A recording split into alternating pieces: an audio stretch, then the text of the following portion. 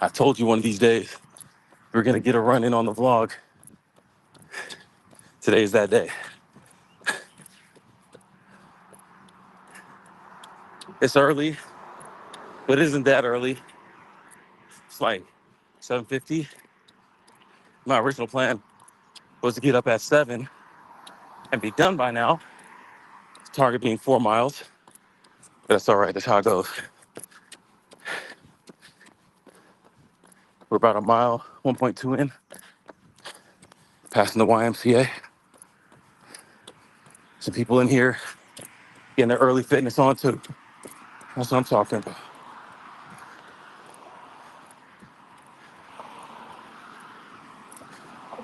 Trying to figure out how to fix this camera.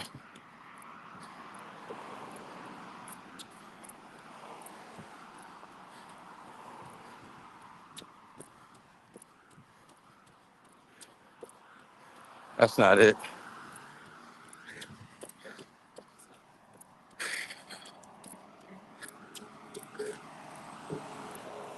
Ah, there it is.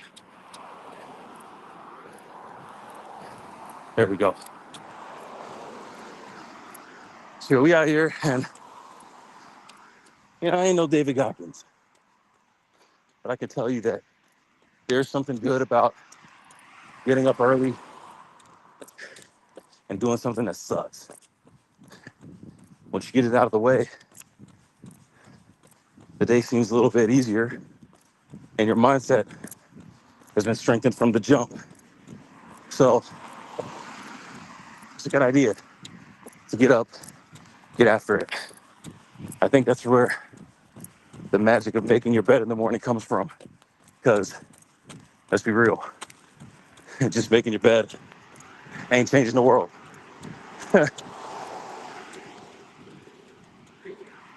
But if you can do something you don't want to early, you're already getting your mind in that mode to get things done, whether you like them or not. And there is a pretty high level of satisfaction that comes from that. So it makes it worth it. Now, for me, I was supposed to run with my buddy Andrew yesterday. Shout out to him. He went for the run. I was in the gym getting a workout on, so I missed it. But I told him, you let me know how far you run. I'll get up in the morning and run and match it. He did 4 miles, so I got to do 4 miles by myself early in the morning. But I'm here for it. It's a good time and a good vibe. 1.5 miles in, 2.5 to go.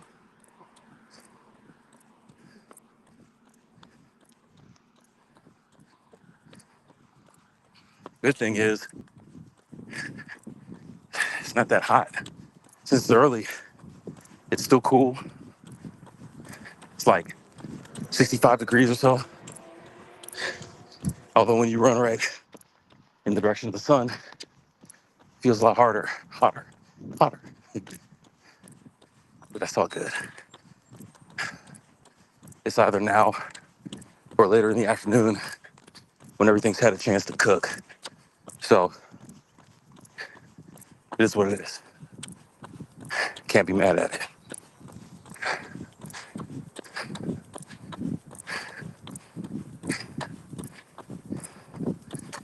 Now being up here,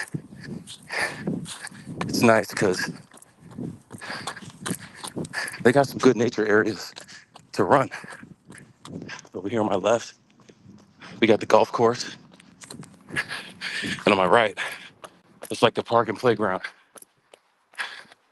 There's people out here getting that early morning pickleball in. I didn't know that was a thing, but I guess it's a thing. We got the basketball court, the football field, the baseball diamond. So people getting that work this morning.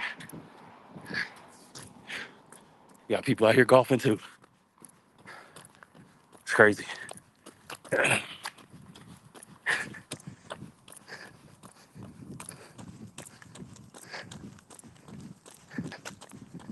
Man, there was something I was thinking about. I want to talk about. There it is. I remember. So last night, this morning, as I was laying in bed, I was thinking about this concept of doing versus being. I had a really good conversation with one of my coworkers and friends, Donnie, yesterday. We had lunch and we were talking about this, doing versus being. And for a lot of people, they focus on the doing. What are you doing? Are you doing it right? Deriving their value and their purpose out of these things that they're doing. But here's the thing. When you achieve the goal, when you do the thing, then what?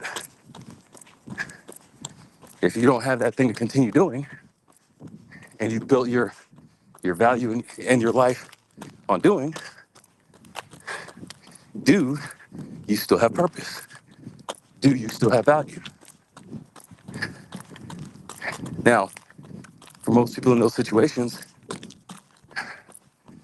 they end up trying to find more and more to do to fill what they perceive as a gap and to feel like they're made whole. And it's a real endless pursuit. There's always going to be more to do. Always. No matter how much you do. That's why you have people, even the most successful of people in society, for all that they've done, they can't stop. They want to do more. It may not be the same for all of them, but in a lot of those cases, they've built up their whole identity on what they've done. But what if you flip the script and look at it from the standpoint of being? See, who you are is just who you are. And oddly enough, for as much as you choose to do, if you try to do the doing first rather than the being, your being's always going to be dependent on what you've done. So it becomes an endless pursuit. But if you focus on being first and define who you want to be in this world, morning, you define who you want to be in this world, then by definition of who you're choosing to be, the right things to do will reveal themselves. And then guess what? You're not worried about production anymore because it's about who you are.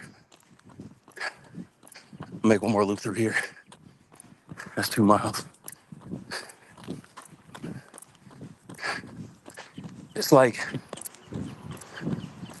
when you're more concerned about who you are,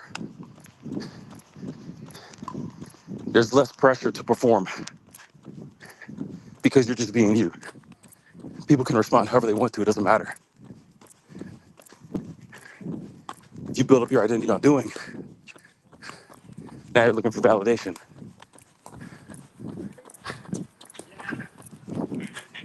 Pickleball out here.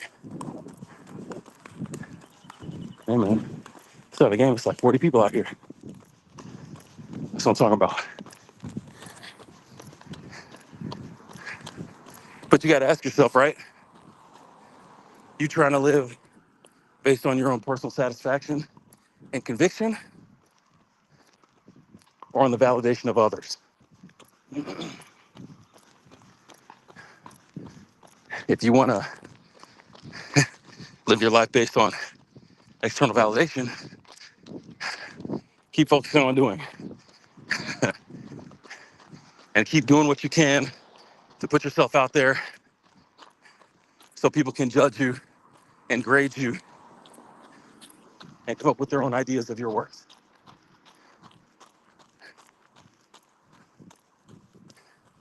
But if you want that internal satisfaction, if you want something that people can't take away from you, they can't take away who you are. They can discredit what you've done, but they can't take away who you are. Focus on the being, not just the doing. The doing is a natural outcome of the choice to be. And the flip side, it's always going to be worse. If you try to define who you are by the things you've done, it's a it's an endless pursuit.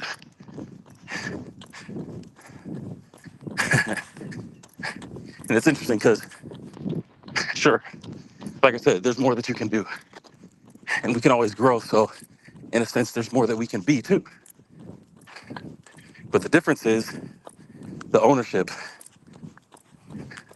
If I'm the one who's choosing who I want to be, wherever that journey goes, it's up to me. But if I'm letting what I do determine that, now the outside feedback has degraded, and I'm looking to them to see if I'm accomplishing the thing that I hope to, but you never will.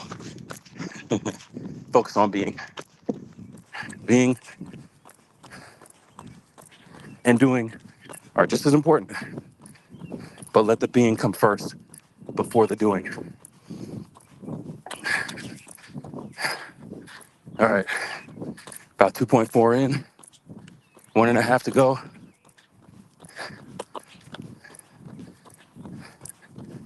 If I run all the way back home, this should get me right there at a 4.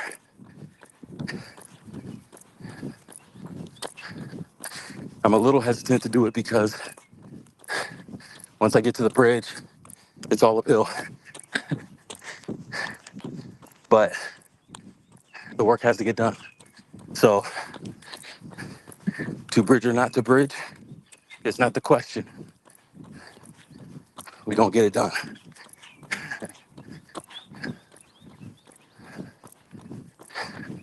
Another cool thing, just in general, once I get back, I'll have to shower up and get ready for work. But at the job, we're doing a little fitness initiative where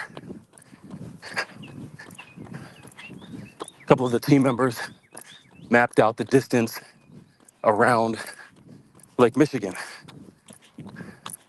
and then translated it into how many steps it would take to get across. So as a team, or around, not across. Not trying to build a bridge out here. So as a collective, the team is tracking steps and we're adding them together to see how long it takes us to get around Lake Michigan. That's the bigger part at the bottom, or just the bigger part in general, and the top part near UP.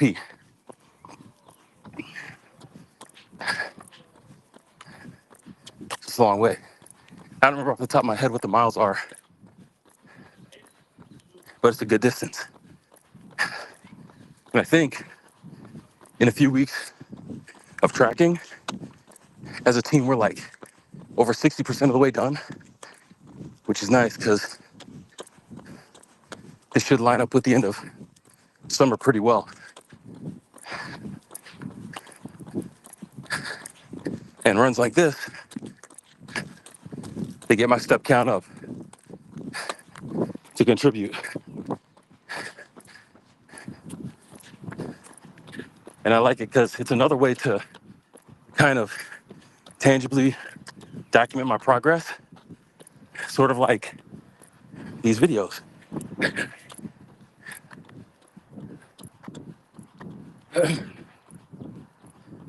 So, recording here, and this is my journal entry for the day. I gets down. 2.7, 1.3 to go. Feel pretty good. Obviously a little tired. Pace, at a 9.44 split. First mile, just warming up, getting loose. I was like 11 minutes, no rush. Since this is marathon training, it's more about time under tension than speed.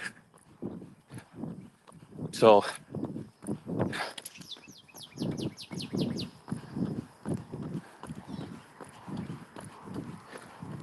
running for an hour essentially is more valuable than trying to do 3 miles as fast as I can. I ran the Bank of Chicago, the marathon out there 2 years ago. Great experience. On that day was the second time that I'd run more than 20 miles in my life. And in the training leading up to that, a few weeks before was the first time I'd ever run 20. And it was cool.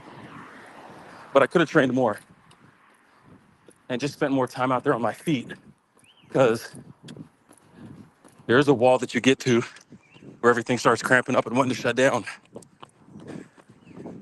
And part of that is just having your body comfortable with being on your feet for so long. It's important. Crosswalk, 2.88.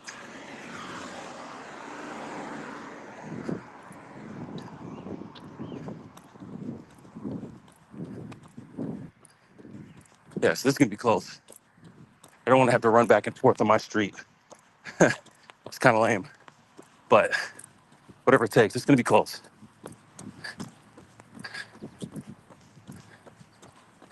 But yeah, I haven't done as many like singular long runs yet. In the next few weeks, I will. And right now, it's just building up, but I'm focusing on time more than distance. So Sunday's run was for an hour, and sure, I managed to get a little over 6 miles in that hour. But it was more about being on my feet for an hour. So that's something I learned, because in the weight training that I do, time under tension is the principle. Like, it isn't about getting reps done fast, but you can do 5 reps with really good form and slow in the same amount of time you could do 10 reps with crappy form. So people look more at the reps done, but it's like you can get the same time under tension doing fewer reps with better form and ultimately a better outcome for you. So that's kind of how I look at it. Form over everything. And if you want to know what your running form is going to feel like 4.5 hours into a race, guess what that means? You got to train to be able to run 4.5 hours. Your body has to know what to expect, so you don't get to that wall and feel like you're just running on fumes. So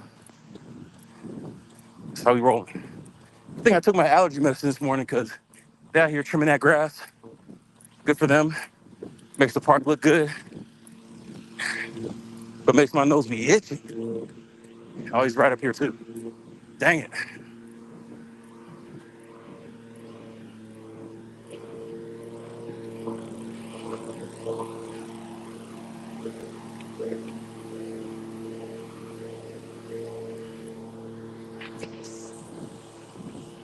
There's nothing like the smell of freshly cut grass.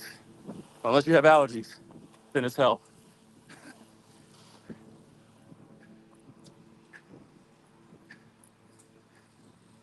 3.1. Here we go. Morning.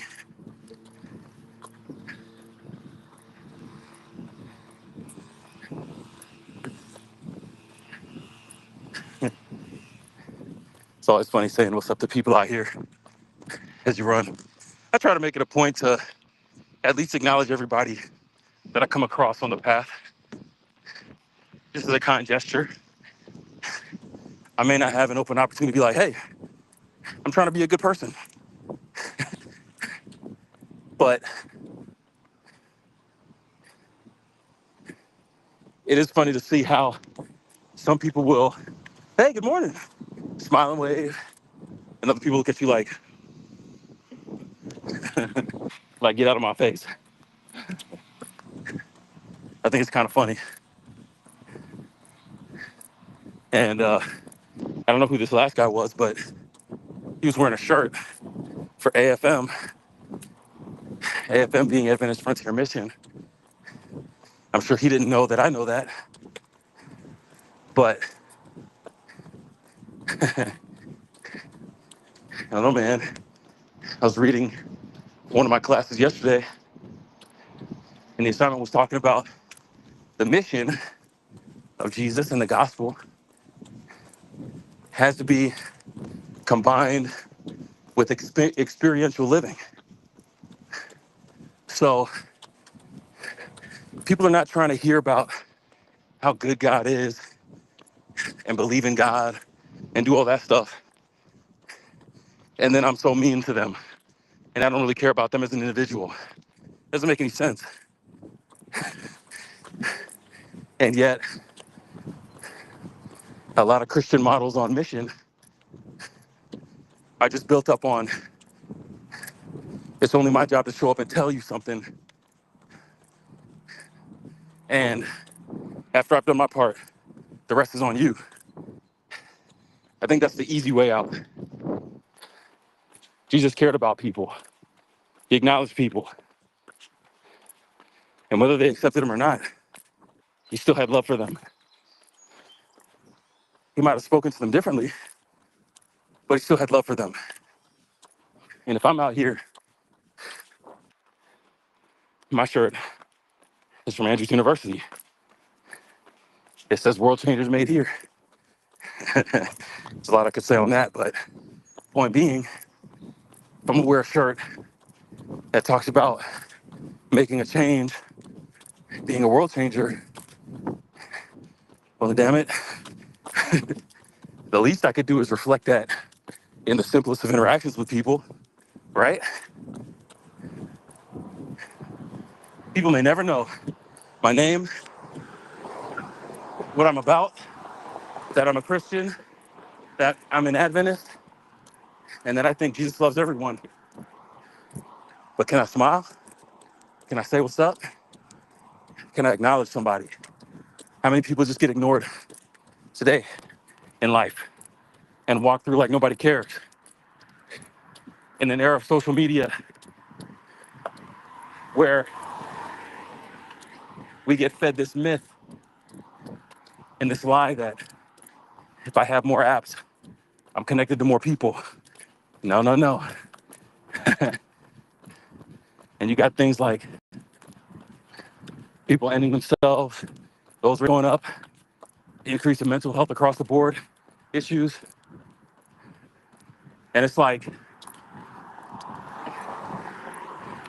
I'm gonna look at somebody cross-eyed that I don't know when I see him in the street.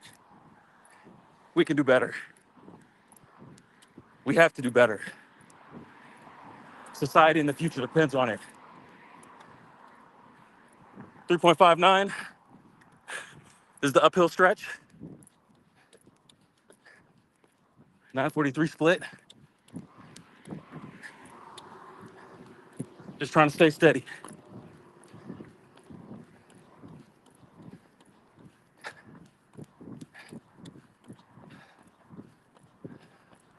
Feel it, man. Doesn't take a lot of grade.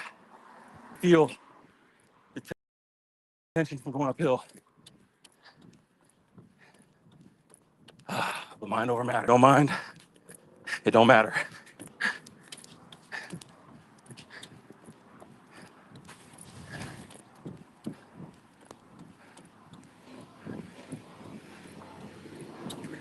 Tell you another good thing about getting this running early. Now I can justify sitting at my desk for the next 8 hours. I won't, but I could.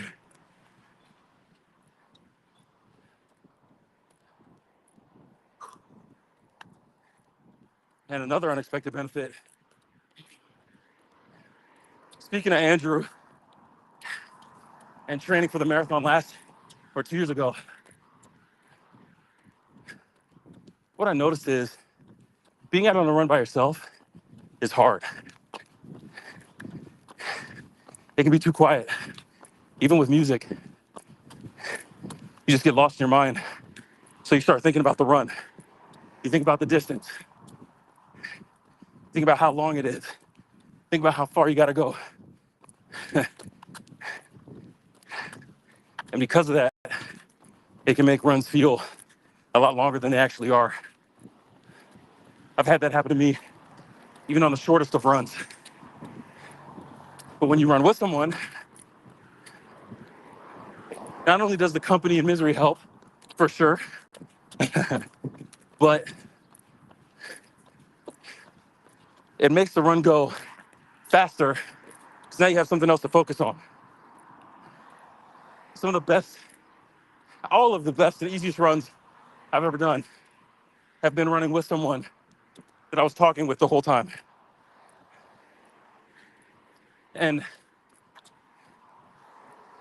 what's cool about it is, for runners, it's an actual metric. The pace that you should be running at for long distance is a pace where you can hold a conversation. So if you can do that,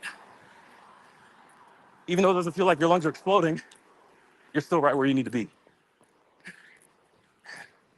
And so bring me full circle to streaming here, because like I said, I'm out here by myself, but I can talk to y'all and actually measure my pace based on how I'm able to talk here in the stream. So thanks for that. Almost there. 3.92. Gonna make it up to this last corner and I'll walk it out from there.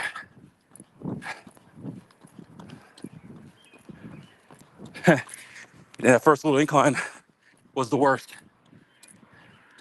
But even though this is still incline here, it's not as bad after getting after the first hill.